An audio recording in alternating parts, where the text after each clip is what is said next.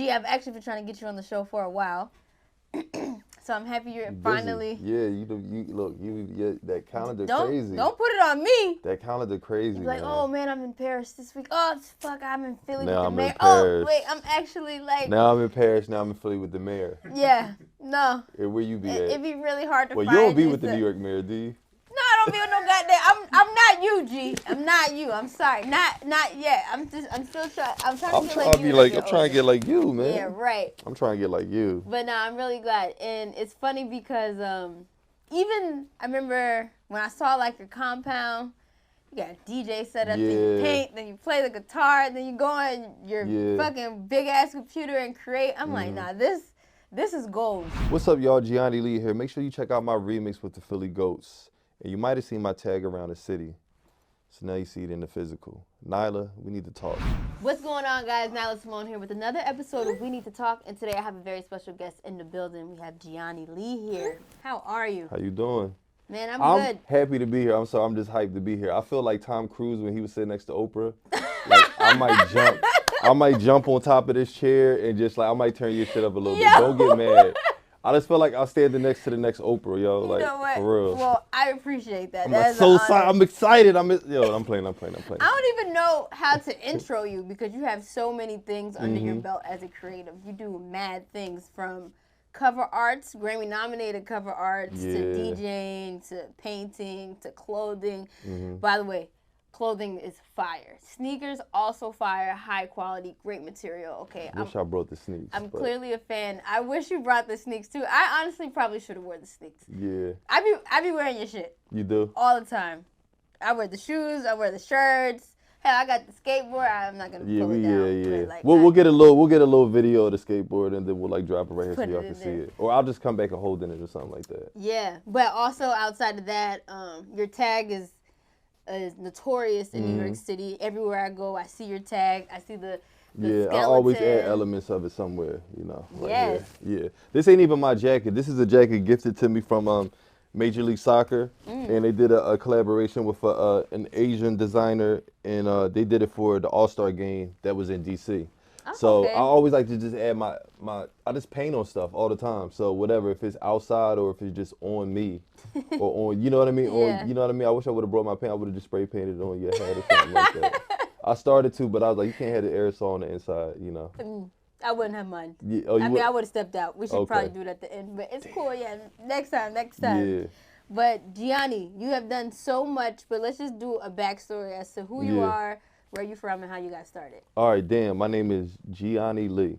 My middle name is Blast, which is crazy. I don't really talk about that much. But that's actually a fire name. My mom was a model, so she just named me after designer. So Gianni Versace and Bill Blast. I don't really know too much about Bill Blast. I think he made handbags and like pants or something like that for women. But she loved Bill Blast. So she was like, all right, I'm going to make Blast the middle name and make Gianni the first name. So that's Gianni cute. Blast Lee. But nobody knows that. It's just Gianni Lee. No, Blast is fire. Yeah. Maybe in an alternate you know, no, Gianni Blast could be like, I could make handbags one day, it could be Gianni Blast or something like that. True. You know? Yeah.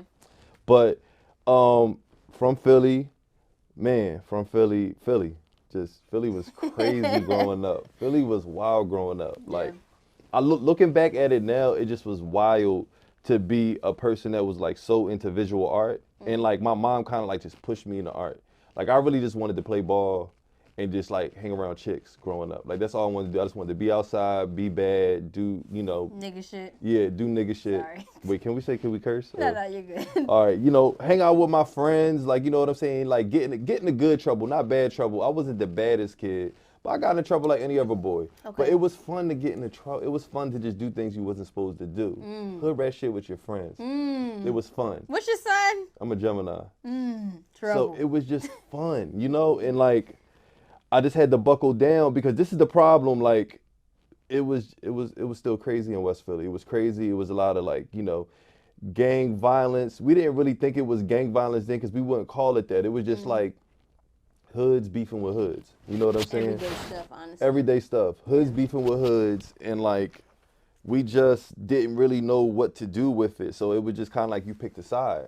And my mom picked a side for me. She was like, you ain't going to be outside too much now. Like, I'm going to let you go play and all that. But no, you're going to be doing after school programs, art, you know, or you want to play football for that team, all right, you can go play football and go to football practice, but you also got to report to your after school programs for your AP courses and like art courses. So that's dope. I was doing art class since I was like 4 or 5. Like my first art class was an art school. It was called Moonstone. It was a kindergarten, and like when we did bad shit, we would have to draw it. You had to draw what you did? Yeah, you had to draw what you did. Wow. Yeah, so like for example, one time like this little girl wanted to like, I was really into Ghostbusters. That was like my shit growing up. And she wanted to, I had like the little trap that you pull out, you step on it and open up and stuff. Like I thought I was a Ghostbuster growing up. And she wanted to play with it. And I'm, you know, you repeat what your mom say. So my mom was like, ain't nobody playing with nothing. I bought that. So I was saying, no, you can't play with this. My mom bought it. Yeah. She told on me.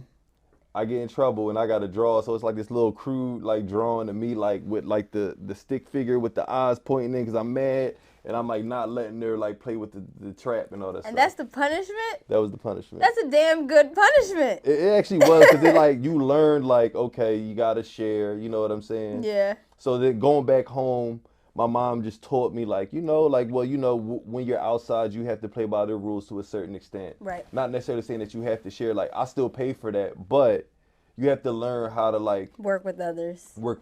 Yeah. So it was like an interesting like lesson. But yeah, that was me in Philly. And like, I don't know, do I tell everything or like? Yeah, did you go to a performing arts high school as well? I wouldn't call it performing arts, but Kappa was the performing arts high school in Philly. I went to a school called Charter High School for Architecture and Design. And like, just to give people background, if y'all know who Quinta Brunson is, Quinta B, you know, Quinta Abbott Elementary. Yeah. She went to Chad also. We called it Chad for short. She went to Chad also. She was a year under me. And she went too. And like, that's kind of like the type of people that would, you know, that school was breeding. Like, fire. You know, architecture, design, like all different elements inside of that. And it was just like a fun school. It was like the same setup as like kindergarten. It was like 8 periods, whatever like that. Something had to do with art during the whole thing. Like I designed buildings. Wow. I designed like my first, I worked with a rapper and we recorded like an album like off of like, I don't even know how we did this. Wait, you were rapping? No, I was just making the beats. Okay. And I made them on this little small sampler called the SP505. Okay. And I was like sampling all the samples in. And he was rapping over the stuff. And we was using like Acid Pro to record. And we was recording off a mic into like a tape recorder or something like that. I don't know. It wasn't mixed enough. And then after he recorded like 5 tracks, I did all the album art, shot it. And that was like my senior project or something like that. That's fire. Yeah. So like that was high school. And then they had the wrong people coming to speak to us. Like, what do you mean? Like they just had like, I don't know. I just thought that like, I don't know. It just made me think art was lame. At some point, I just figured that art was lame. They just had lame folks coming and speaking to us. Like everybody they had to come speak to us was people that was pursuing art and decided to teach. And I'm not saying that being a teacher is wrong, but I'm somebody who I wanted to be lit. Like I wanted to do everything. Pharrell was my inspiration. Right. I'm seeing what Pharrell did. Pharrell didn't go to art school. Well, he went to performing arts school, but he didn't go into college for arts. He could have. You know what I'm saying? Like that's how talented he was. But those were my like, you know, my heroes. And then like y'all bringing these people in that's like, you know, telling you that they gave up on their dreams. So it just wasn't. I'm like, damn, like. That's a good point. Maybe art not for me. Yeah. You know, like what can I do? And I always like, it's so funny, like even being here, like being on this strip, like right here, like in the middle of Times Square, like I used to intern at MTV. And like so basically college, I went to Temple University. I went for communications and broadcasting. Cause I was like, I gotta look like, you know what I'm saying? I'm charismatic. Like I could be on TV. And like MTV told me that I don't want to be on TV. Like, or at least by. So wait, what were you doing for the internship? Just interning I was just in the thick of everything. I was really just logging and capturing footage and just like typing every word that was written and stuff like that. Oh, okay. But I was working under Sway too. I was working under Sway. Nice. And I was working under Ramon Dukes. Oh yes. So like I learned a lot from legends. them. Yeah, legends. Yeah. So I learned a lot from them in that small period of time. So like I can't diss them. Yeah. But just the whole, I guess just the politics, ecosystem and the politics of it. It turned me off of it. Like, you know what I'm saying? Like I would have, and then like the internet happened and then I saw that I don't really need to do it that way. I can still like enter it my own way. And like, it's 2023 and we got so many different examples of you don't got to do it that way. Like, you know what I mean? Like, you're here, you're the perfect example. But it's crazy because we're walking in these same hallways as they did. Like, you know what I mean? Like, this strip is like, this is a legendary strip. Yeah. And for you to have, like, you know, you're filming your show here, that's beautiful, for real. I never actually looked at it like that, but that is kind of symbolic. Yeah, like Beyonce walked through these hallways, like everybody, like T-Pain, like whoever you name has walked through a building, either this building or the building next door, over and over again. Like, now you're here doing the same exact thing and just the new version of it. Damn. The new generation. That's kind of crazy. Yep. Sheesh. And I'm here as a guest. Like, that's crazy, too. Yeah.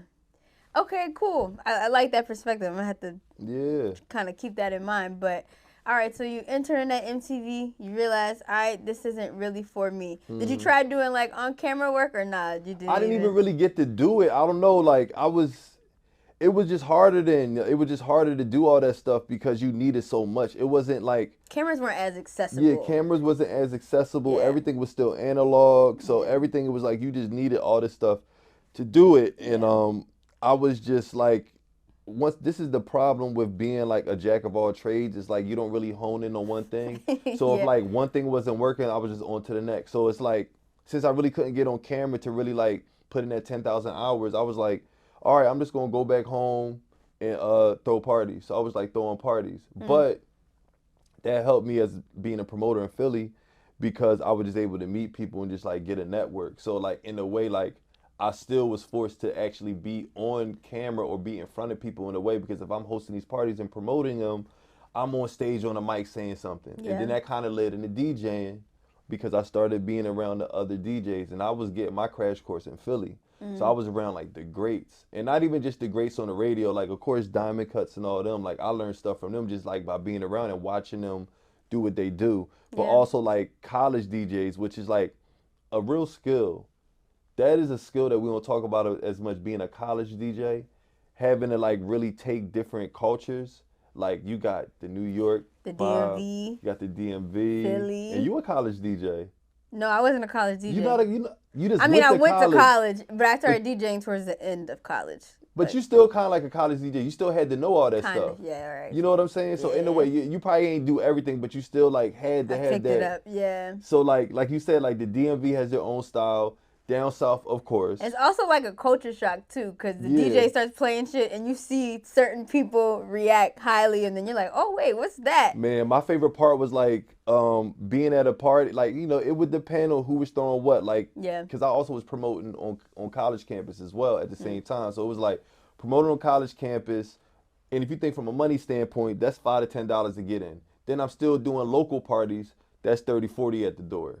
You know what I'm saying? And then I'm going up on the weekdays to go up to MTV and to have the whole New York experience. So I was like back and back and forth. That's a lot, but that's great. But through that, I was learning how to DJ, and it's like being at that moment where you throwing a party and like, you know, like you look around, you look in the crowd, it's like, oh, it's about a good like 70, 80 like DMV MFs in here. Like, I know when I play this go-go song, they gonna go crazy. Yeah. And then you play it, they go crazy, and everybody's looking around like, what is he playing? Then you got to bring them back into it.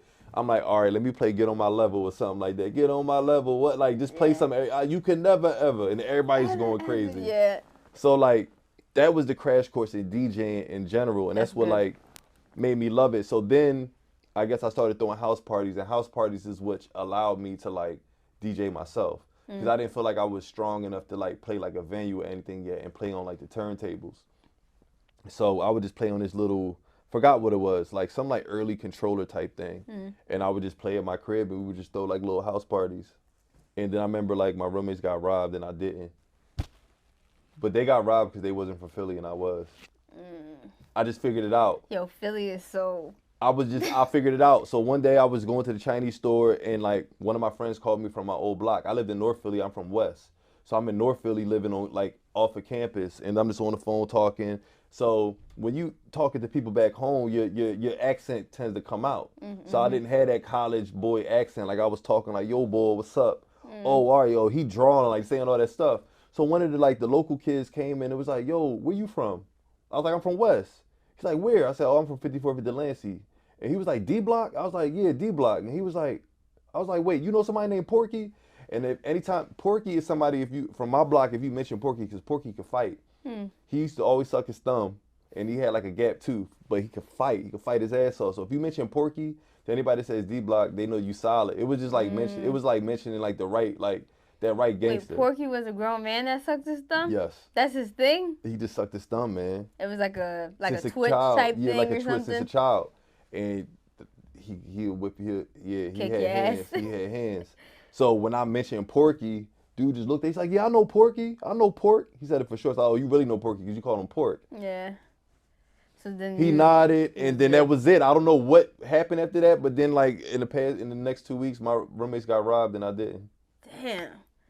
That's hilarious. Yup. So like I don't know. Shout out to him for sparing you. Yeah, it was something about like going to Temple, a Philly school, but being around so many different cultures, and then being able to share yours, and like even it help you with certain ways. Like, oh, okay, I know what blocks to walk down. Yeah. Y'all don't. You bring your little Connecticut ass and walk down. Come with me, you good. You know what I'm saying? Or like having a little girlfriend. And like driving into my hood, like we gonna go to West Philly. I'm gonna show you a little couple of my spots and all that. She from Connecticut or New York, never seen New York a day in her life. Yeah. So that was fun, and then I left New York. I mean I left Philly. Didn't you end up going to LA, right? Yup. Yeah. Tell me about your time in LA. I hear people tell me they moved to LA, they get depressed, or they moved to LA. I moved to LA and got depressed. You did? Yeah, I got depressed. I wasn't LA. expecting you to say that. Yeah, I moved to thought LA, that's where you really thrived.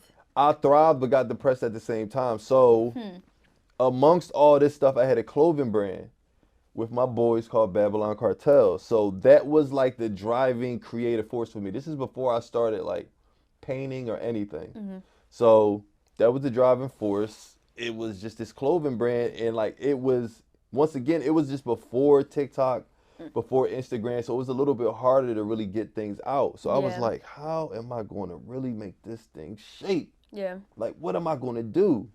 So my ex, she moved to LA, and like, I don't know, I rekindled with her, and I was like, you know, I was like, oh, I'm going to come out there, you know, try things out, but just to let you know, like, I'm coming out there for like my own thing. So if it don't, you know what I mean? We basically just like, if it don't work, no hard feelings. Yeah. But I'm out there to really make something shape. So, and I'll never forget when I moved out to LA, it was 2012. So like Kendrick's album dropped, and that was like the soundtrack of everything for me. Like Kendrick's first album, like we already knew Mixtape Kendrick. We already knew Overly Dedicated and all that stuff. I already was, Good Kid, Mad City. That dropped at the same exact time I stepped on LA soil, and that album. What a time to be there, man. Right. Yeah, perfect. So I got a job, like it didn't even take long. I got a job at Awesomeness TV, and this is when I really started like figuring out the power of YouTube. And Awesomeness TV was it was like owned by Russell Simmons randomly or something like that. But Awesomeness TV was just a YouTube network, and they made like kid friendly. It was like basically the producers of Nickelodeon started a YouTube network and called it Awesomeness TV. Okay. And they would just like take programming that you usually would see on Nickelodeon or something like that, and put it on. Yeah, it was like reality TV for kids. Got it. And I was like doing all the YouTube back end stuff for the job. So I was just getting paid coming in there. What I liked about this job was they fed you every day. They Fire. had catered lunch every day. Love that. So like I had my first like startup Santa Monica style job in LA. We love a job that feeds, by the way. Yeah. I like to eat. So, you know, y'all make sure if y'all come up here, y'all feed this girl, man. Y'all feed her, okay? Get a budget, get it in the budget, get in the food budget, feed her. If y'all coming up here, you need to start bringing some like chefs up here and stuff like that. And they need to come bring some food. That's a good idea. Or any of y'all aunties or moms cook, bring her a plate. I should have brought you a plate. My bad. I ain't even thinking about it. You be chefing? Yes. What? I cook. I didn't know that. Yes. I knew I really could cook when I made a roux. When I like a roux is just like a sauce, like a gravy. But it's called a roux because it's French. A roux. I don't even know how to spell it. But yeah, once I started making roux, and I was like, oh, all right, I'm in my bag. Accentuate this with a roux. I was like, okay, I could cook. Like, you know what I'm saying? So nice. Next time I'll bring, that might. We're gonna have to. Yeah, but Yeah, so I was doing that at Awesomeness TV. The brand started popping off randomly. So what happened was it was so crazy. So I had this logo, it was like a B and a C, and I got really inspired by the Chanel logo. So I wanted something as simple as the Chanel logo. I was printing it on the back of these military jackets, and like nobody in Philly was fucking with them. And I was like, yo, y'all crazy. Like, this is hot. Like, a vintage military jacket with a logo on the back. Like, y'all tripping. Like, this is the hottest thing ever. Yeah. And like, nobody was really banging with it like that. Man, I went to LA. I was like, I knew if I go to LA, like, so I saw I went to a Rocky show, and I knew Rocky's DJ, rest in peace, Jay Scott. I knew his DJ. I don't know how we met, but I just knew him. So he was like, yeah, I got it. We got a show at the Hollywood Palladium. Like, pull up. So I was like, all right, I got the little backstage joint. So I'm just back there, like, not thinking nothing of it. And then Rihanna walks in because she wanted to catch the show. So I'm like, so, like, it's just we all backstage. It's no real big thing. So Rihanna just standing next to me. So we just both looking at the show. I'm like, Rihanna standing right here. Like, how can I make this connect and not be a fan? I didn't know what to do. It's like, not be a fan part is key. Yeah, like, how can I make this connection and not be a fan? And I was like, I was like, oh, I actually got on my camo jacket with the logo on the back. Just so happens. I was like, all right, let me go to the bathroom and make this. You know, I went to the bathroom. Took it off. Took it off, folded it up. And it was cold that day. LA gets cold. So if y'all know, LA gets cold at night. So it was cold that day. And I wasn't driving nothing like this. I was on a bike. So I was getting around on a bike. Folded that joint up. Cold as hell going home. Folded that joint up. And right when I came out at the perfect time because she was about to be on her way to wherever. So Rocky gets off. It's just hustle and bustle. Security trying to make sure everything set and solid. Yeah. So I tapped her on the shoulder. That was a mistake. Not like for the security. She was chill about it, but security was like looking at me. I was like, no, I'm not a fan. I'm just trying to give her this jacket. So she was like, so she takes it. She don't say thank you. She looks at it. That's it, and walks off. A week later, and this is when Instagram really started popping. I'm cracking up at this. She don't say thank you. She don't say thank you. Yo. The best part of the story is that she don't say thank you. She does not say thank you. So I was like, whatever. Like what the fuck she supposed Rihanna, to say? It's Rihanna. Like, whatever. Yeah. She wears it like every day. So now everybody from Philly call me, yo, Riri got your jacket on. Yo, I need two. Wow. I need one for my son. I need one for my sister. I just asked y'all about this joint, and y'all was like, that's how everything is. I just asked y'all about this jacket, and y'all was like, I don't know if I could do the 150. I was like, okay. But Rihanna in it, so they could do the 150. Yo, so that catapulted us, and it got us enough money to be able to go and get some stuff like actually made. So after that, we did this soccer jersey. Like right after, I just got enough money to be able to take it and flip it into the soccer jersey. And so like the brand kind of like blew up from like that Rihanna wearing it. And then like everybody started wearing it, like Meek, Tiana Taylor, Iggy Azalea, like all the people at that time that were like kind of popping around that time, like were wearing it at some point. I think, Jaden and Willow Smith wore it. That's fire. They wore something from the brand, but like that was like, and then all of it was just like posting it on Instagram. Every time somebody wore something, post that shit. And like, it was definitely worth that cold bike ride home. Yeah. 100%. Yeah. Damn, see, you a woman for real.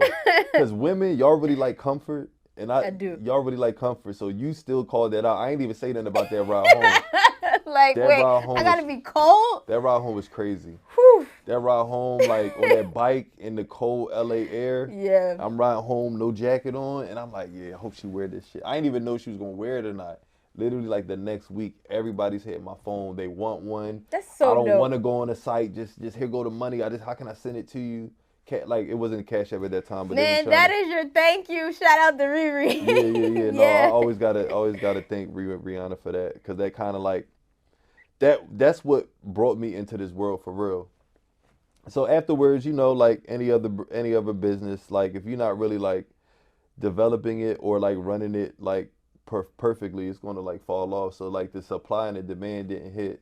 So like we weren't hitting the demand. Like people really wanted stuff, and we just didn't have enough to really hit the like. It just wasn't enough. It wasn't enough money. We needed a investment for real. Yeah. So it just was kind of hard to get that stuff at that time. Like I'm just this black guy in LA trying to make it happen, and then like we kind of like we lost a little bit of our like I don't know, we lost a little something at the time because like at the same time, Virgil came out with one of the first off-white jackets, and when I'm not saying that he took from us, but everybody gets inspired by something. Virgil put out an off-white jacket that was a camel jacket that had just the simple off-white logo and white screen print on the back. And we was like, we don't know if he took our idea or not, but this is what we talking about because everybody started wearing That's what you had. the off-white camo jacket with the off-white logo on the back. It was the most simple thing in the world. It just hit. You know what I'm saying? Like it was just like a good design. Like anything, it didn't matter what the logo was on the back. If it was just a cool logo and if it was the right person at the head of it putting it out, it'll go. You know what I'm saying? So like Virgil was the right person hitting it, and it went when he did it too. Yeah. So we was like telling people like, I told y'all, like we did it, now Virgil doing it too. Like I told, now like it was so many people that they didn't have ours, they had Virgil's version. And we was like, see, told you. So like that just so that's when the business gotta be right. Yeah, the business wasn't right, man. Yeah. The business wasn't right. So I stopped doing it. And then my girlfriend at the time, we don't gotta worry about who she was, but I ended up cutting it off with my girlfriend at the time that I moved out there with, and I was dating this singer, and she was really inspirational in terms of she was like one of the ones that told me to paint. So she was like, I always see you always see your designs, like you always are drawing your designs. I would draw the people in my stuff. She's like, you ever thought of just like taking that and just making artwork out of it? And I was like, nah. So then like towards the end of our relationship, I started really just painting. Started listening? I started listening to her. And I started ignoring her at the same time. So it was God. just like, I would just like turn my living room into like a art studio. And I would just paint every day. And I would just ignore everybody and just be in there painting. Because we weren't making clothes no more. I was like, I got to be in the zone. So I just started, like, if I wasn't painting, I was like making beats. I was doing one or the other. And that's kind of like how the painting shit developed. It was just over time, I just kind of like started developing it. And honestly, I feel like I'm still developing. I feel like I'm still like, kind of like in the infancy stages of what my art could be. Really? Yeah, I don't think I really like, even really like hit my stride for real. No. I'm shocked. No, not enough people know about me yet. That's how I know I haven't hit it yet. People know about me, people know about it, but it's just like... Or people have seen it too. People have seen it, but it's just like, that moment hasn't happened to really tie it all together, but it's happening. You know what I mean? So like, the more and more I do things, it's really getting there. But like, during that time, and like, this is like 2016, 17, 18. Yeah. This is when I really started painting. Like, I didn't know you were that new to painting.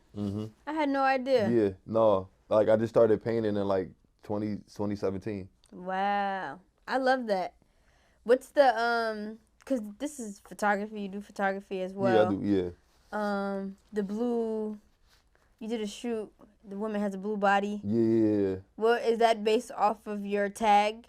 No, so I wanted the tag to be different from the paintings that I do inside. So that way I just have like, any artist, especially artists that you know, like they kind of got like a perfect example, a tattoo artist. If a tattoo artist is known for certain things, they got like a menu and stuff. They was like, you might have a tattoo artist that does certain things. They have a menu. I got this, I got this, I got this. So I like to look at my art as a menu. And you might know me, you got a menu, you got the item that everyone knows for. Everybody goes to McDonald's for the fries. Right. Then you got the filet of fish, you got the Big Mac, you got all that other stuff. So it's like, my French fry to me is the skeleton. Like, if I'm McDonald's, like, that's my French fries. Like, it's going to be the same wherever you go. It's going to smell the same, taste the same. You know what I'm saying? It's classic. It's classic. Yeah. It's easy to produce. Yeah. Fries is just cut them. You know what I mean? As long as it's consistent. I use the same brushes. I use the same style. Like, I just kind of, like, figured it out. So, even with the skeleton, it started off as, like, me using paintbrushes and all that stuff. And I was like, nah, I need to be quicker. So I started using spray paint. But then spray paint takes a little bit of a time to dry. So if I do a bunch and walk around the corner so that way I don't be, like, on the corner too long. Smart. I'll just spray paint first, walk, I don't know. Maybe I'll do it after a party so that way I'm talking to people. I like doing it after parties too. Kill time. Kill time. Might, people be excited about it, they'll film it, but also so many people being centered around while I'm painting, I don't really look like I'm committing a crime. So I used to always do it after parties in New York and stuff like that, or like during fashion week, broad daylight. people waiting in line, I would just like literally move people out the way as they're waiting to get in, like Givenchy, Yves Saint Laurent, Louis Vuitton, like whatever. Like they literally waiting in line to get in this stuff. I'm moving these little fashion people out the way. Excuse me. And then painting. Spray painting. They're like looking at me like I'm crazy. And That's dope though. And then I'm done. And then like they like, who is this guy? And then I walk off, and then it's like a whole wall of skeletons. And they were just waiting in line the whole time. And then it's like, y'all my cover. I told one lady one time, older white lady, she was like, what made you do it now? I was like, cuz you my cover. I was like, they ain't gonna arrest you. Right. I was like, who they gonna arrest first, me or you? And I looked at her. She didn't want to say nothing.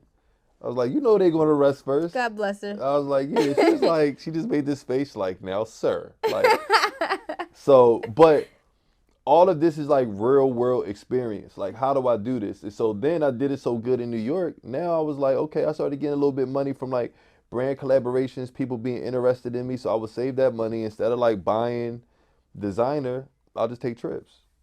I'll go spend, you know, I'll never get a Paris ticket because I could always go to London and just kill two birds with one stone. So I'll go to London, get a little Airbnb or a hotel, stay there for a week, go out every night I can, see what walls I can hit up, link with friends if I got friends out there. Then I'm like, all right, bet. I'll take a train down to Paris, get an Airbnb or a hotel in Paris for like three days. It's way cheaper than flying to Paris. Yeah. Out in Paris, running around, tagging Paris. That's dope. Then boom, come back to London, and then just get on the plane and like head back to New York.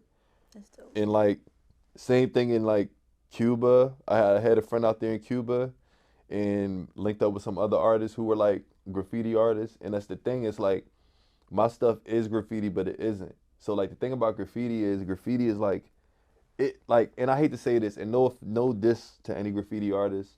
Without y'all, I wouldn't be here. But the only thing about graffiti is when you walk down the street in Brooklyn or wherever, you know what I mean, you see graffiti, like a lot of it doesn't really like capture your eye, right? Because it kind of all blends together. I don't know what it is. And it's all just words. Yeah. But if you see my skeleton, that will stand out. Yeah. And you know what I mean? And like that's the same for any pedestrian at all. Like my stuff always stands out. And I'm doing the same thing as anyone else, and it's just because it's a different figure. And I learned that from just like following the greats. Jean-Michel Basquiat, before he was doing all the stuff that he was doing, him and his partner at the time, I forgot his name, but they used to write sentences. So instead of doing graffiti, they would just write, I don't know, a pen is like a pungent odor, and they would just write it, and it would stand out to people. Yeah. And they were like, oh, this is cool. Oh yeah, some dude named Samo did this. Because it's cleaner. It's just clean. It's the sentence means something. Yeah. Keith Haring, same thing. He was just doing these little characters, and they were just running around all over it. So it's like, yo, I was like, I gotta do something like that. Yeah. And that's what I was doing. Like that stuff inspired me. So I'm like, I have to do something like that. So that led to the skeleton. So then I was like, okay, something that stands out. It don't look like Basquiat stuff. It don't look like Keith Haring stuff. Right. But it has those same sensibilities. It's clean like Basquiat's. Yeah. It's in movement. It's interacting with the public. Yeah. Like Keith Haring's work. So like that's kind of like how I made sense of it. That's a great recipe. Yeah. Yeah, just like I really studied the greats for real, like especially with art. When I got into art, I was like, I'm gonna sit here and study. Like I watched this documentary called The Radiant Child. I watched that probably like 150 times. Jesus. Yeah, I'll just have it on repeat while I'm painting. And they be like, damn, you really inspired by Basquiat. I be like, no, I'm not watching it for his work. I'm watching it for his story. How he finessed the art world is crazy. Like y'all think he just came in, he finessed y'all niggas straight up. He finessed all of y'all. Y'all don't even realize he finessed y'all. In a good way. Yeah. I like to see it. Like, you know what I'm saying? Like, Basquiat was a weirdo. People don't realize that. Like, a weirdo in a good way and a weirdo in a bad way. He did weirdo shit sometimes. Like, he walked up on his homies' girlfriends and was giving them flowers and stuff. Like, what? Weirdo clown shit. Yeah. Because he thought he was the man. Oh. And he was. So he just did stuff like that. And the girls were But not to your friend. Maybe they're not really his friends. I don't know. But if you watch the documentary, he really did it. He would go up to his friends and give flowers to their girlfriends. That's wild. That's how he communicated. That's how he did stuff. He thought he was the man. He thought he could do that. Lord have mercy. And sometimes he got away with it. Yeesh. You make me want to watch this doc. You got to watch the doc, man. You got to watch the doc. You got to watch that one. It's another documentary called Boom for Real. Boom for Real covers his first few years before he got famous. And it talks about the different women that he stayed with during that time period. So he stayed with a lot of women, and he stayed with them, and like, because he needed places to stay. They helped inspire his stuff? No, he just had a place to stay. Oh, okay. Had a place to stay. He would just turn their cribs into an art studio. Wow. So imagine just like you see this guy, like you don't know if he got a crib or not, but you attracted to him. He somehow y'all get to the, you know what I'm saying? Y'all get to it. Now your apartment's an art studio. Y'all get to it, and then now all of a sudden your apartment living room is an art studio. That's hilarious. But that's like the story for like a young 20-something woman that's into art in New York. That might be a thrill to her. I don't know. Like, you know what I'm saying? Like, true. You know, you got to think about these different like unions in like the New York New York City and like the culture that we're living in. Like, to some women they be like, I ain't housing no nigga, but some women they be like, I mean, I don't know, it's kind of cool, fly, it's kind of fly. Like, you know what I'm saying? I might leave with some art. She might get inspired. Like, you know what I'm saying? True. So, I never shacked up with women and like use their spaces as like. Not you personally haven't done it. But I've like. Have I? Have I? No and yes. Like I never shacked up with somebody. Like I always had my own. Like I never did. So you but like you put up. Like if I'm staying over, like I might be painting or something in there. Like you know what I'm saying. If I'm staying enough days, like it's gonna be because like I can't just like what are we gonna do? What are we going to do in the house? Like what are we going to do? Like watch movies? Yeah. After a while they get boring. Talk? After a while that gets boring. I could talk to you while I'm painting or something like that. Then we talking and I'm painting. Like, you know what I'm saying? Like a vibe. You know, I'm a vibe creator, so I feel like in some way I just have to create a vibe for myself. Hey, I'm not mad at it. Yeah. I'm not mad at it at all. But I was never shacking up with nobody and just on purpose. On purpose. I think that's called homosexual. I heard that word before. Homosexual is when you're homeless, but you shack up with people so you have a place to stay. Damn. Armani White actually taught me that. Philly, something going on over there. Yo, homosexual is crazy. Yeah, he was homosexual in LA for a little bit. He said.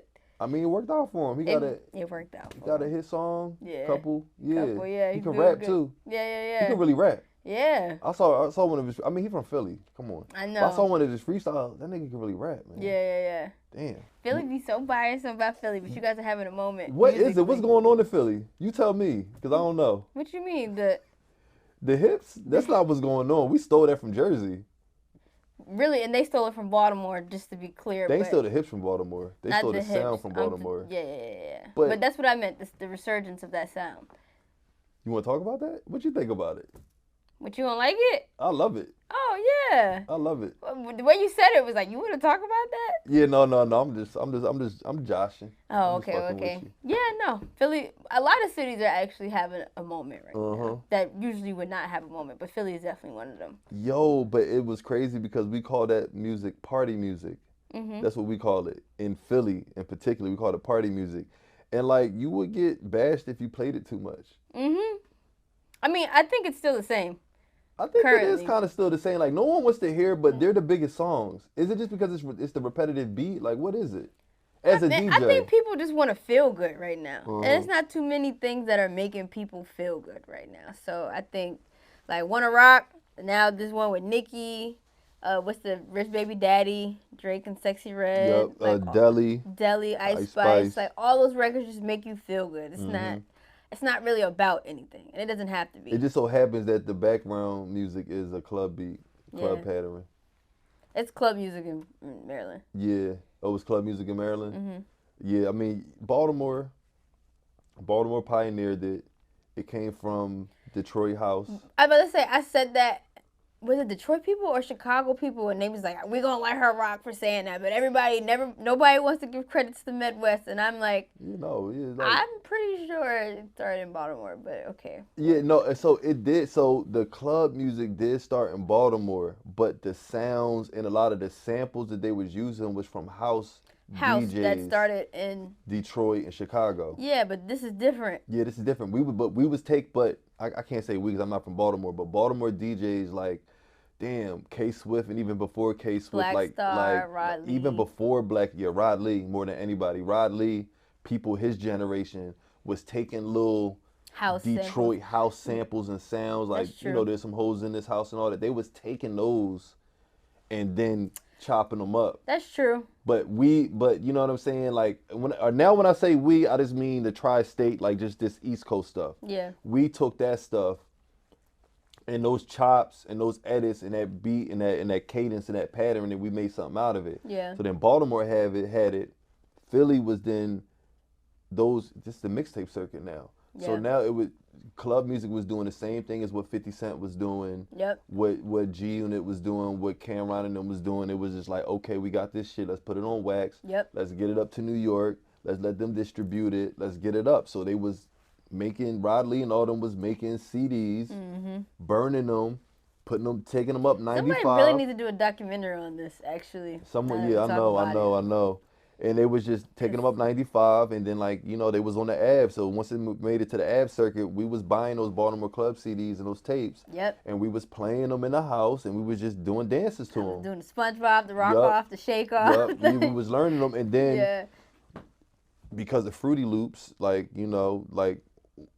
of the best dolls. I use Ableton. I don't use Fruity Loops, but Fruity Loops was kind of used to make all of that club shit. Philly kind of took it and pioneered it.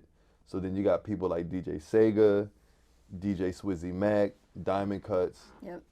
And then Jersey took it. Jersey's whole swag is different. Yeah. It's more sexy, slower a little bit, slower. It's cool. Call and response, you know what I mean? And definitely call and response. Call and response for real. Actually, so then you got Brick Bandits, DJ Slink, Natus. You could go down the list. There's so many, J Hood, you know what I mean? Yeah. But as a Philly boy, I loved all of it. So yeah, that was definitely a part. I listen to club music. I make club music. Do you really? Yeah, I actually remix. You know what the Philly Ghosts are? Mm-mm. All right. So yeah, I do. I remixed 2 of their songs. It just came out on streaming last month. I gotta get into that. Yeah. I remixed 2 of their songs. I made it a little bit more housey, but 2 of their biggest songs I just remixed. And then I remixed one of Armani's songs too. That's out on streaming as well too. I'm definitely gonna listen to that. I've been wanting to get into it, but I feel like because I'm not from Baltimore specifically. I don't mean anything, man. I don't know.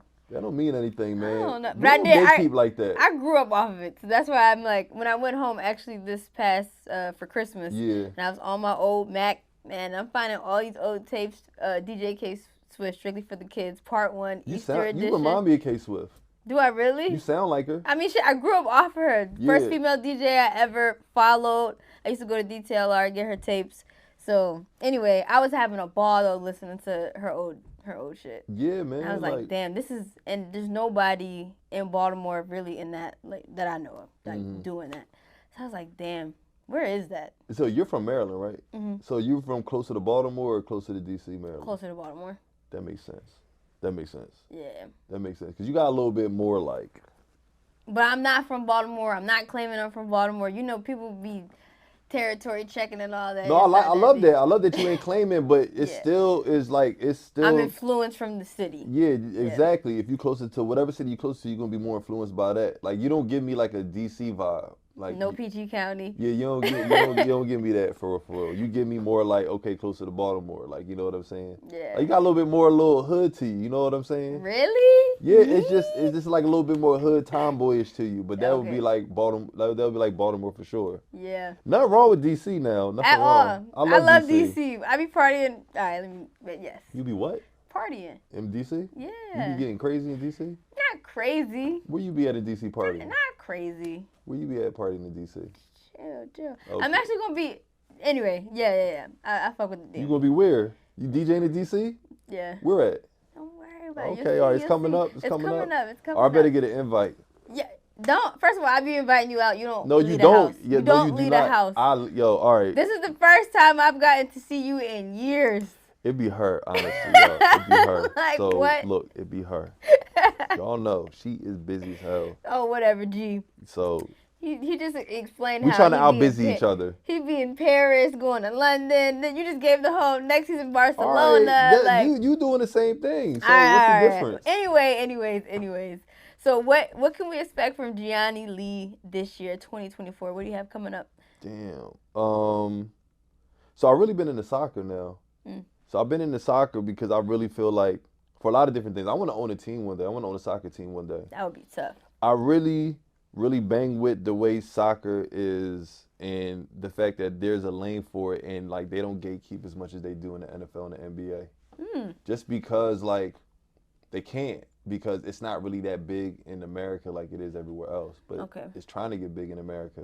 So I'm just like an early adopter, like anything else. Like I want to hop on something like before anything. So right now I just got this Bill Gates, Mark Zuckerberg way of thinking, where like I'm just trying to be at the forefront of new things, whatever it is. Like I'm trying to be more of an entrepreneur now more than ever. So as much as I am an artist, I'm trying to be an entrepreneur. I'm trying to get that little that bag. I'm trying to double that up real quick, you know. So I'm just trying to like really get into soccer. So like last year I did a small collab with Major League Soccer, which is the MLS, and I did a Black History Month collaboration. And we did some jerseys. We did some soccer jerseys, and basically I did a design for every team in the MLS. So every team is a major team. So these are major teams. Like we just really don't know about it because it's not really like marketed towards us. So one day I thought like, well, how would this look if we actually like marketed this to us? Yeah. So after that happened, it just gave me a lot more access to like the MLS, and I found out that a lot of people that I knew that looked like me work at MLS. Like they actually work in different departments. So I just kind of like got cool with everybody, got invited to the All-Star game, just stayed in touch with everybody, and I really really made a real good friendship with the New York City team, which is called the New York City Football Club, NYCFC for short. But I just call it the New York City Football Club. They play at the Yankee Stadium right now, and they're building their stadium, which is going to be next to MetLife. Not MetLife. In Queens? It's going to be, that's not MetLife, that's a Citi Field. Oh, Citi Field. So it's going to be next to Citi Field in the next 2 years. Nice. So I just became the creative and art and culture consultant for the New York City Football Club. That's major. So it hasn't actually been announced yet, but I guess I'm announcing it here. Hello, yeah!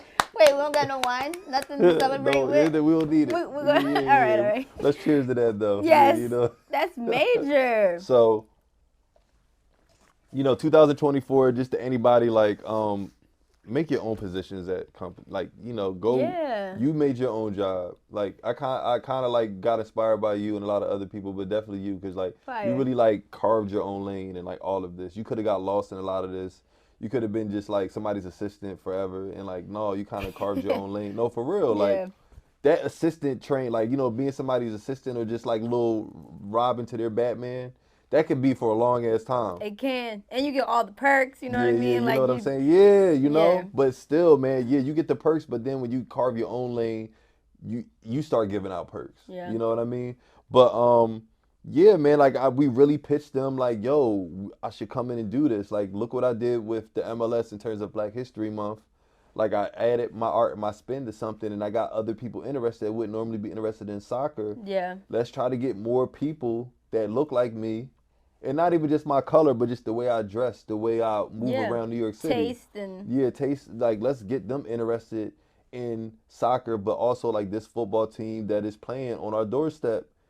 You know what I'm saying? Like, you make me want to go to a game. Can't lie. Like it's you at a home game at Yankee Stadium, a New York team. It's soccer. It's all the same. It's like going to the NFL. It's like going to an NFL game. And once you feel like the impact and how it feels to be on it, they call it the pitch instead of the field. But being on the pitch or just being in the stands, it feels big. Really? And that's just the American games. Now, just imagine like Premier League. Some of them crazy teams, like over there in Europe, that it feels like you in Gladiator. Dang. It be horns trumpeting and stuff like that. It feels like you in Gladiator. That's fire. Yeah, you went to one over there? No, but they had one. They had a Premier League game at Lincoln Financial Field in Philly. It was I forgot who was playing. It was I forgot who was playing, but yeah, it was a Premier League game, and they made that. It was at the football stadium, and they made that thing feel like. I didn't even know that they did soccer games at football stadiums. Well, they're trying to. This is the thing. They're trying to brand. make it bigger. It's just time. It's just time to get America into the fold now. It's just time to bring America in. Like Messi's playing in Miami. They're trying to bring folks in. So yeah. So that I'm working on. That's major. I'm really trying to grow my DJ production career right now. So like I'm releasing music all the time. So like I have a few songs coming out this year. I worked with this one guy who worked with Beyonce on a couple records, and we're hopefully putting out this song. I got this. You know who John Doe is? Mm-hmm. Yeah, I got a song with her too. Oh, I don't know her, but I know of. Yeah, yeah, you know who she is. Mm-hmm. Yeah, I love her music.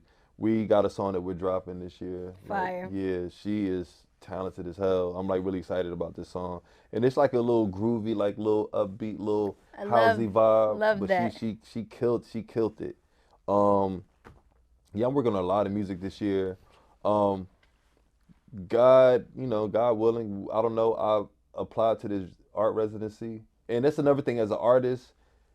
Y'all look at me, y'all see, you see the chains and all that stuff. Like, that don't mean I made it. Like, you know what I'm saying? Like, and when I say made it, art is so weird. Like, I could do this shit until I'm 80. So, like, don't think it's ever done. So, like, I still apply to art residencies. I still apply to, like, programs, funds, things like that. Because you can always use some free money. Yeah. Even if you're making it, you can always use some more free money. So, like, don't ever stop applying to stuff. Don't think you're too cool. That's what's good about art. Like, you can still apply to this stuff. Yeah. So, I applied to an art residency called Silver Arts. Hopefully by the time y'all see this, hopefully I got selected. I don't know if I'm selected yet, but I'm putting energy out there. Yes. They have space in the World Trade Center. Oh, I know exactly where it's at. Yeah, so literally like I would have a studio in the World Trade Center building. That would be tough. So if I do it, then you got to do like a little remote part of your podcast. You got to come to the studio. Man, I would Or love maybe you could just be on my podcast because I'm doing one too. Yes. Oh yeah, I'm doing a podcast. Yes. Yeah. Yeah, I'm doing a podcast. It's called In Studio with Gianni Lee. And yeah, you know, I'm pretty sure I can probably put the links in here somewhere or something like that. Yeah. Yes, send them my I did way. one episode. I don't really talk about it yet because I'm trying to just build it up. So I might have to come and just like shadow you in a couple of these and just see how you run things. I think you're doing. If you need help. I think you're doing great. Okay, cool. Yeah. But yeah. And this is good. Where can they find the podcast? Gianni Lee Music, I think, or something like that. I don't remember the link. YouTube? Yeah, but I'll send you the links. Send it. We'll put it below. Yeah, exactly. I don't remember that's how you know I just started this shit. I'm still figuring it out. I got one episode up, and basically the format of this podcast is like all painting based. So it's like we're having this conversation, but we're painting the entire time. Fire. So 2 easels up, we're painting, and then like, you know, we talking. I love that. Yeah. Damn. Busy guy. I'm trying to be. Man, busy guy. All right, we trying to out busy each other now. But really, you should put a busy meter at the bottom and see who's busier. It's really her. Yo, we really should. She's on her phone right now because she got. No, because we about to play a game. Oh, I'm with it. Questions that need answers. Oh yeah. All you have to do is fill in the blank. All right, bet. All right. The older I get, the less I blink. The older I get, the less I sleep. Yeah, that sounds about right for you for sure. Okay. Where is it at? I can't believe I actually blinked when I was younger. I can't believe I actually broke my pinky when I was younger. That's so random. I broke my pinky trying to jump off a ramp. I was on a bike and I tried to jump off a ramp. I was on some Evel Knievel shit when I was Thank God it's just the pinky then. Yeah, that joint went the other way. That joint was touching my wrist. No. It touched my wrist. I was dumb. I jumped up a ramp on the sidewalk near a gate, and I came down wrong and tried to like brace myself, and hand got caught in the gate. That's disgusting. Pinky touching the wrist. Oh my God. Imagine that. Yo. And I heard the snap too. As a kid. No, that's terrible. I can't believe also I don't like cheese. Good for you. You're going to probably live a long life. I hate cheese. I don't know why. It stinks. It's great. It stinks. But it's bad for you. And also, so did the pinky heal back normal? Yeah, it healed back. Oh, okay, it did. Yeah, it healed back. Sheesh. All right. I'm a little embarrassed by the fact that I know so little about blank. Potato salad. I'm embarrassed that I know so little about potato salad. You gotta get the right recipe. It's just the fact that I don't even like it. And you don't like potato salad? See what I'm saying? See, exactly. I'm embarrassed about that. Oh Lord. I go to cookout stuff like that. I don't want to touch nobody potato salad. You missing out. Auntie in there get mad at me. She feel like I'm sorry. She feel like you missing out because you missing out. Yeah, I'm sorry that I'm making you feel this way. I just don't like potato salad. I don't like mayonnaise. Oh God, cheese, mayonnaise. Do you want to continue with your list? I don't like white sauces, man. It's just like I don't like white sauces. What about the sauce when you get gyros? No. Yeah, white sauce. What about the buttermilk ranch at Chick-fil-A? No. Fire. All that stuff is nasty. So when I go to the Habib's up and I'll be like, yeah, let me get a halal chicken and rice, or outside, no sauce. They be like, no sauce. I'll be like, no. They be like, that's dry as hell. I'm a sauce person. Cheesesteak, Philly cheesesteak, no cheese. So when I go to like the real one, when I go to like Pasagino's and you gotta order the real fast, one, you see how shady he is. When I go to Pasagino's and they be like, yo, what you want? I'll be like, meat and bread, and say it loud, and he be like, meat and bread, and he make it, cause you gotta say with without all that. Yeah. Meat and bread, and they be looking at me like I'm crazy. You put onions or something? No, I just like the meat and bread pause. Yeah. All right. I pause. I don't care. I pause. Shout out Cameron and Mace. I pause everything. Yo, they're making it worse. Yeah, they are. Sometimes I look back at my life and blink. Yo, sometimes I look back at my life and think I ain't did enough. Really? Yeah. I be really like, I'm hard on myself. I look back at my life and think I ain't did enough. Man, you done mad shit. Thank you. Yeah. Thank you. I look back at my life and be like, man, I ain't did enough, or I could have did something different. I'm always like, I'm like LeBron with my shit. Like, I know LeBron being there. It's like, damn, I could have did more. I could have just pivoted that way. I would have had 2 more points. I would have had 1 more rebound. Like, that's how I am. Like, I'm really like a scientist. Like, I'd be just little things. I just be like hard on myself about the littlest shit. Overthinking. Yeah. You overthinking. I do overthink shit. Yeah. Shout out to Kenny Bees. Don't overthink shit. Yeah. From time to time, it's good to do blank. Yo, honestly, from time to time, it's good to just dance it out. Like sometimes, just like get a little 1, 2, and even if you can't dance, I'm into that now. I wasn't always like that, but just turn some music on, dance. You know what I'm saying? Get a little movement going. Yeah, exactly. Yeah. Yeah. There you go. Yeah. I feel that. You know, it's growing up. I used to go to this, I'm an Army brat, so I used to get dropped off before school to this, like, daycare on base. And in the mornings, they would always play club music. So we used to be, like, sweating and battling before going to school. That's tight. So, yeah. And now, like, if I'm having a day in the morning, if I put on, like, K-Swift Superstar, it, it gets me going. Wow. Yeah. Wow. So wow. I feel you on the just dance it out. Because sometimes you just gotta hype yourself. Yeah, you do. You do for real. All right. You would never believe me if I told you blank. You would never believe me if I told you I actually sang on a song. What song? I got a song out. Yeah, that's actually funny. I got you know who Dawn Richard? I'm not familiar. Man, she's a legendary singer. Legendary. Yeah, but we got a song together and I sung on it. And it was really supposed to be a reference. Yeah, it hit. It's 2 versions of it. It's one that's like, and it's funny, it's like is that my phone? I don't know. It's like it's like a acoustic joint. Ooh. So it's like a real vocals, you can hear it. Yeah, you can hear my vocals on that joint. And then I made a club version to it too. I'm gonna check it out. Yeah, but it was like a reference track. And I was like, no, I wasn't intimidated, but still I'm like, she on a level like in terms of vocals, she on Beyonce level, like, you know what I'm saying? Like I look at her in that regard, like she up there with all those greats, singing wise. And like she came in the studio and I was like, yeah, that's just my little vocals. And she was like, no, let me hear that. And I was like, oh shit. She was like, yeah, keep that on there. I'm gonna sing over that. That's so dope. I'm like, what? And then we ended up putting the song out. So like, yeah.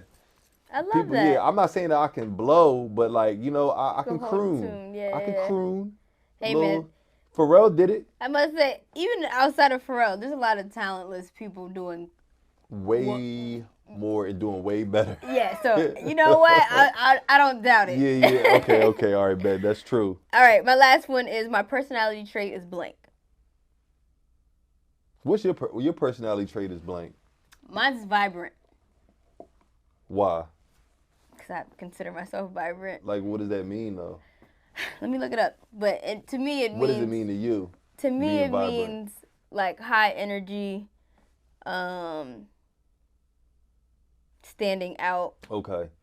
I learned that I was going to end with something nice and whatever like that, but no, like, I've kind of learned something about myself that sometimes, like, it's a such thing as being too cool. I didn't know that. So wait, your personality trait is too cool? Yeah. I did not know that, but like I just made it my business to not just be around artists lately. And like they don't be trying to hear all that. Like it just be like, so like for example, like I was talking to this like one person about like this dude, he's just like a corny ass dude to me. When he see this, he'll understand why I think he's corny. He's not corny, but he's corny. When I say corny, I just mean like he's just a regular plain Jane dude. He just corny dude. He wanted to wear the matching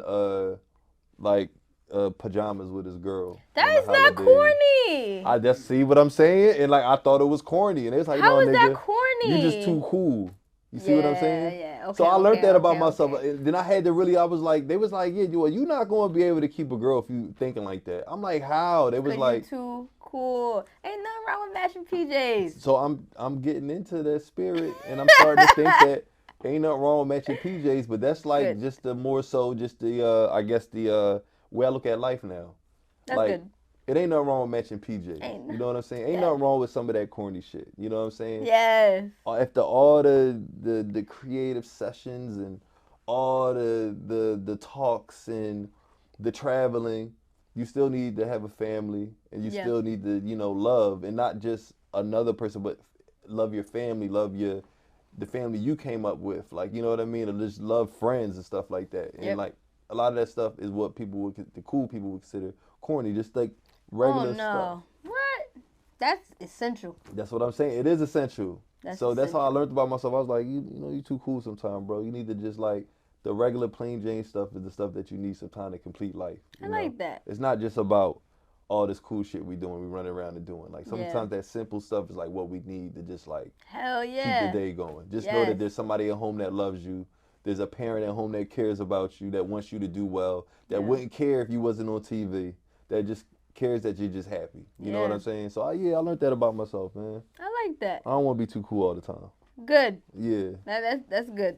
I love that. Well, Gianni Too Coolly in the building. Oh shout out. Oh man. I'm just joking, but shout out your gram. Let everybody know where they can follow you and tap in. You can follow me. Take my gloves I like off it for with this. The gloves. You can. That was good. Yeah, let's do it again, man. Let's get some sound effects or something. But you can follow me at Gianni Lee, one word. So that's GIANNILEE, and that's on everything. That's on everything. Follow my TikTok too, man. I've been on TikTok lately. I've been trying to TikToking. You been dancing? No. No. Oh, okay. No, I'll be dancing. I'll be doing like painting stuff and and mixing the music in and trying to be interested in it. It's more fun than I thought. I like that. Yes. I'm getting new to TikTok. Well, I'm getting on to it. I'm getting new to it, man. I'm getting into it a little bit. We sound old now. We are.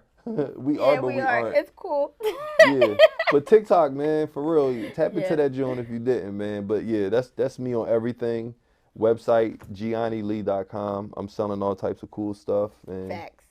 You know. Let me see. What's that? What's in that bag? Oh, man. You know what's crazy? I was supposed to have this up during the interview, but this convo was so good, I forgot. Oh, good job right there. But I'm glad you said something. That's how you know you're doing a good job, because I was going to actually have that joint displayed right here, but I'm going to display it for you. All right. But, like, Nyla has been supporting me since the beginning, before any of y'all niggas. Like, no, for real. She really been supporting me, like, for real, like, came to my studio, wanted to check stuff out, and it was just always, I wish we had here we go. Bam, always got something you need. But this is one of my, There's scissors, too. Okay. Yeah, it was scissors there. This is one of my figures, so basically that whole skeleton that I was talking about, this is the 3D version. Oh, and wow. yeah, wanted to gift this for you for That's your studio. fire. You know what I mean? Oh my God, I love it. Yeah, man. You've been looking out, man. Oh my God, it's an action figure kind of. Yup, it's an action figure. Yes. Now Comes with a little dope. sword. Comes with a base. You can put them right on the base. Oh my God, I love it. Now that's ill. Yep. That's actually fire. Yeah, man. I'm gonna sign a box too, so you had a box. But Please do. Oh yeah, my man. God, you know I gave my shoebox because I love the shoebox because you designed. Mm-hmm. I had to give my box away for something, but I'm so sad about it. I still got the shoes. It's all good. But I missed It's my all box. good. So Gotta sign that one. you gotta make room for shit. You know what I mean? It's a shoebox. I ain't touch it, so it's different. Now, if I would have signed it, it'd be different. But True. yeah. But it still had the skeletons design. on Yeah, it. you know, I don't know. I feel you. I'm into the art. I feel you. Yeah, I'm mad I had It's to let certain it box go. stuff I keep, so I get it. Certain packaging I keep. Yeah. So yeah, But man. this is dope. Even got the eyeballs. Yeah. All the little elements, the blue hand, like all the elements of like Of you, yeah. Yeah. Now this is dope. Thank you. Yeah, no problem. Thank you so much. Anytime. Dang, we really should have had this up during the interview. I Nah, know. I'm mad too. I know. I forgot. Like the convo was like we got right to it. Yeah. So I was like, dang, I forgot all about it. It's definitely staying in here. I love that because we need some decor. Yeah. That's perfect. Thank you, G. No problem. Until next time, guys, make sure you guys follow Gianni Lee. Talk soon.